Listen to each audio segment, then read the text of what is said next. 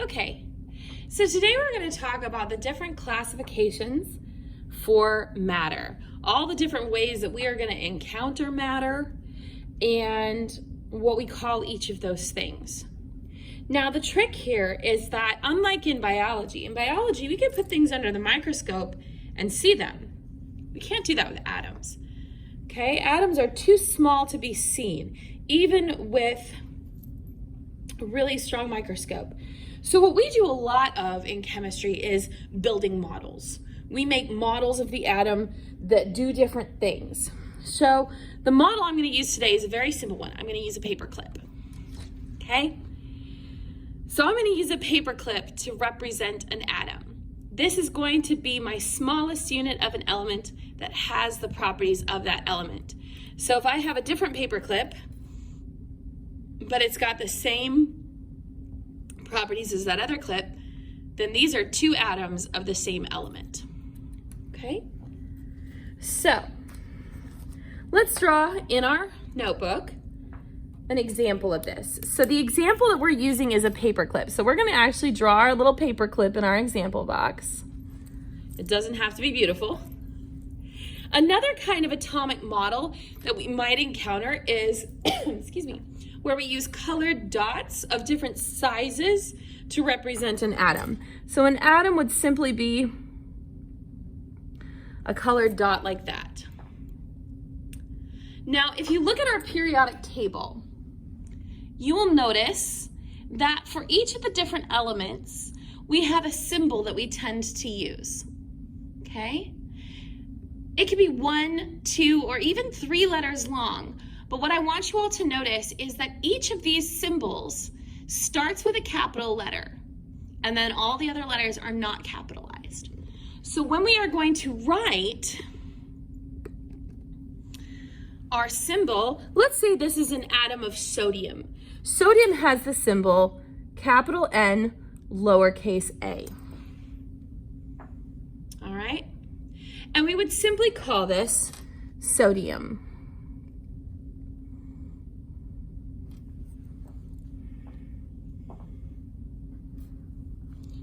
Alrighty.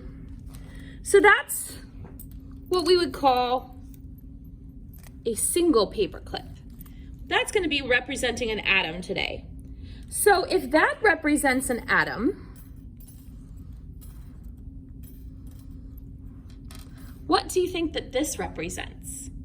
Looking at your definitions on your paper, what do you think this is meant to represent? If you said an element, you would be right. It is an element because we have atoms of only one kind. Every single one of these paper clips is the same. So they're all the same kind of atom. I just have a whole bunch of them. So let's go ahead and fill that in. Now you'll notice your element column is actually divided into 2. So let's put this one in the left-hand column. So when we use our atom or our paper clip models, we have a whole bunch of red paper clips makes up an element. If we were going to look at the atomic model for this, it would be those same red dots. There'd just be a bunch of them.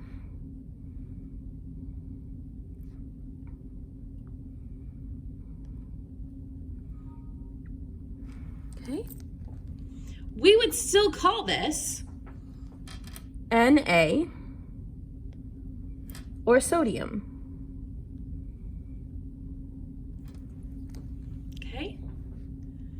So an element, very similar to an atom. An atom is the smallest unit of an element. An element is simply all one type of atom.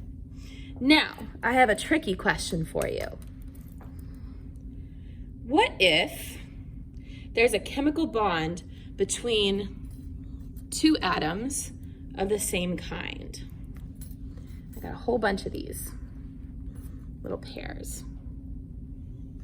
So we've got a chemical bond holding our two atoms together.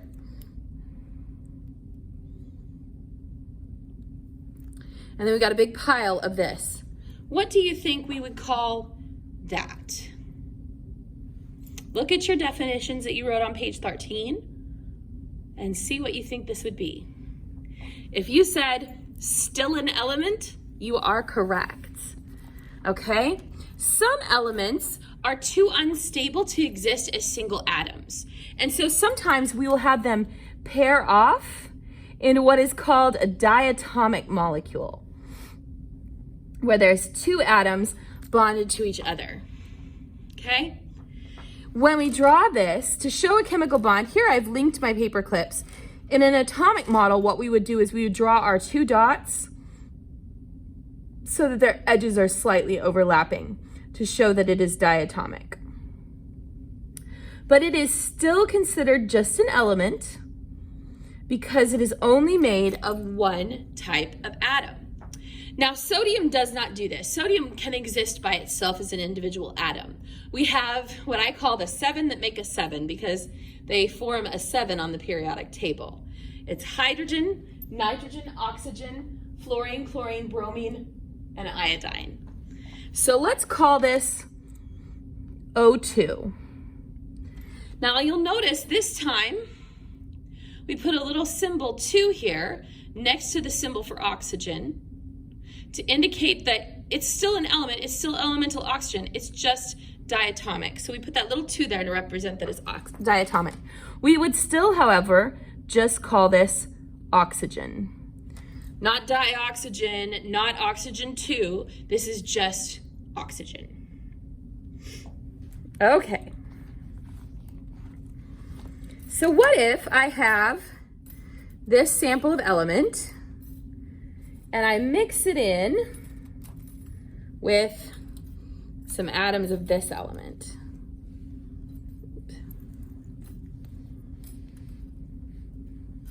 So look at your definitions up top and see what you think you would call this. Which of those things do you think this is? If you said that this was a mixture of elements, you are correct. Because if we separate this, which we can easily do because they're not chemically bonded together, I can easily separate this. This is an element, this is an element. Easy to separate, okay, because nothing is chemically bonded over here between the two elements. These are chemically bonded, but they're not bonded to this. So easy to separate the two elements. So this is a mixture of elements. So let's go ahead and draw that.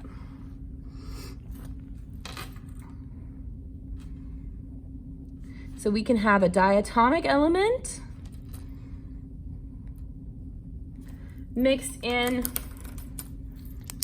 with our single atom elements. Okay? To do the atomic model, where we draw this as dots instead, we would have purple dots that are by themselves to represent the individual atoms of the single atom element. And then we would have our dots that are touching each other to represent the bonded atoms in the diatomic element.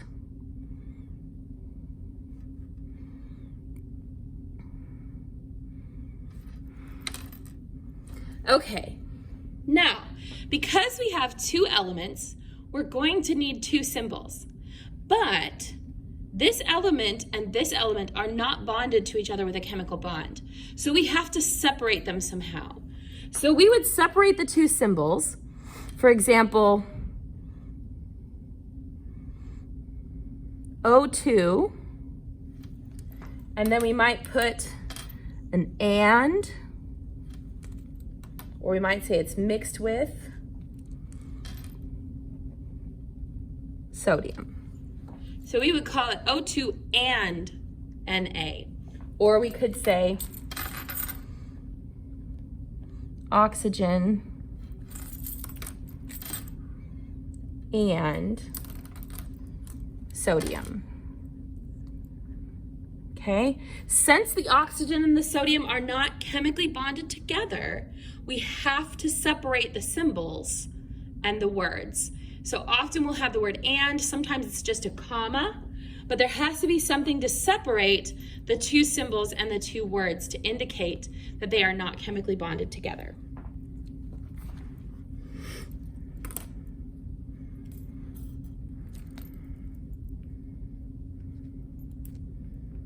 All right, so now let's take something a little different.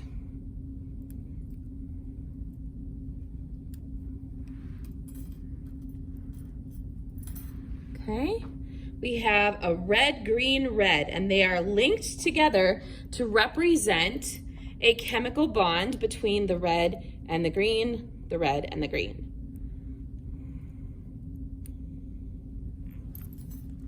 Okay, so looking at your definitions that you have, which of those definitions do you think this fits?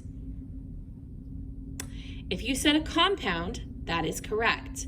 We no longer have a single type of atom in this group. We have two or more different types of atoms. So that makes this a compound. They're chemically linked together, so I can't easily separate them. I have to break that chemical bond in order to separate them. So this is a compound. Let's draw it. And you'll again notice that your compound box is divided into two. So we're gonna look at a couple of different types of compounds.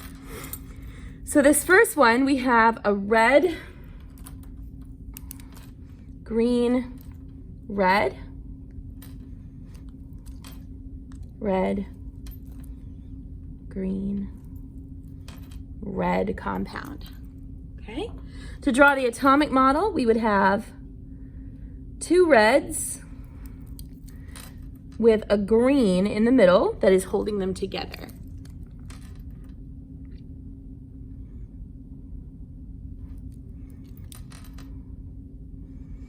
Now, very common compound that is structured much like this is water, H2O, 2 hydrogens, 1 oxygen.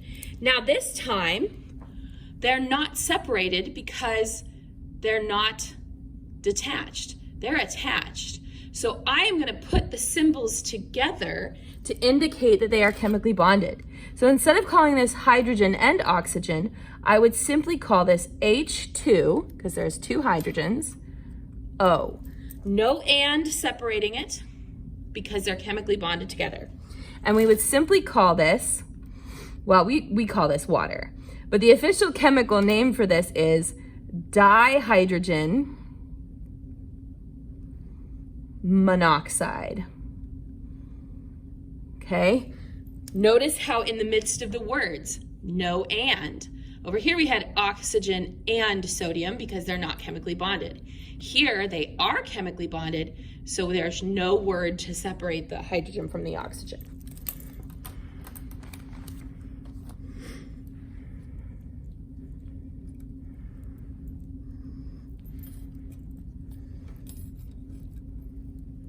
All right, in our next example,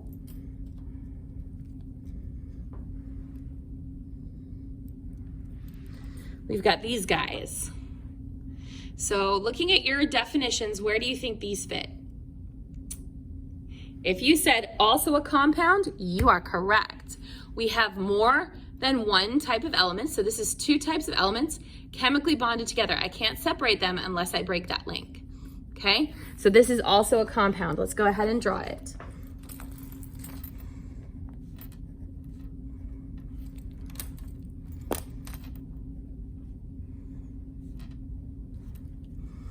For the atomic model, we would have a purple dot touching a blue dot. Ooh, those are very similar. I maybe should have picked slightly less similar colors, sorry. Okay. Now, again, this is a chemically bonded thing, so the symbols are not going to be separated. They're going to be listed together. A very common 2-atom grouping is sodium chloride, what we know as table salt. So we would call that sodium NaCl for chlorine. Notice there's no and, no comma separating that to indicate that they are together. And then we would write this as sodium chloride. And again, nothing separating those words, no and, no comma, nothing, because those 2 words go together because it's a chemical compound. Okay, so what if I have this and this together? Look at your words at the top and your definitions and see if you can figure out which one this is. If you said a mixture of compounds, you would be correct, because we have this compound where we've got more than 2 elements and they're chemically linked together. We've got this one that is more than 2 elements chemically linked together, but they're all mixed together. Now, this compound is not linked to this compound, so these are 2 distinctly separate compounds, and we call that a mixture because we've mixed them together. So let's go ahead and fill that out on here.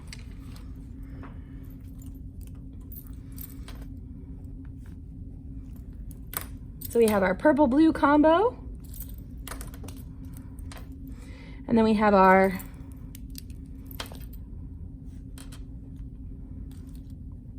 red-green-red combo. Okay, and again, the atomic model, we'd have our red dots being held together with our green dot in the middle. And then we would have our blue dot touching our purple dot. So here we would call this H2O and NaCO. Or in words, this would be water and sodium chloride. You'll notice the and is back. Because we've made a mixture, we have to say, well, the water's together, the sodium chloride's together, but there's distance between the 2 different compounds. So this is a compound, this is a compound, but this and makes this a mixture. Okay? Let's do one more. I think we can all guess what this one's going to be.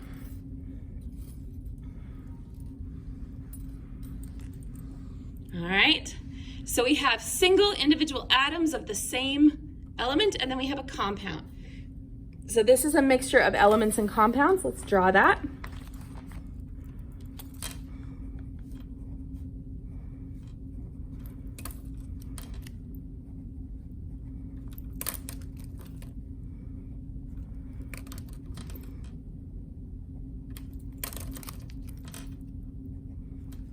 Okay.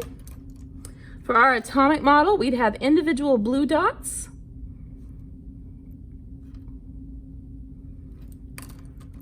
And then we would have our red, green, red dots.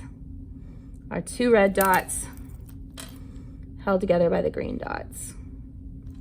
So we would call this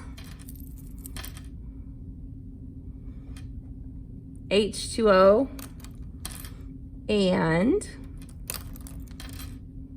Na for sodium, or simply water and sodium. All right, so this is how we classify matter. I want you to use these examples to complete the assignment.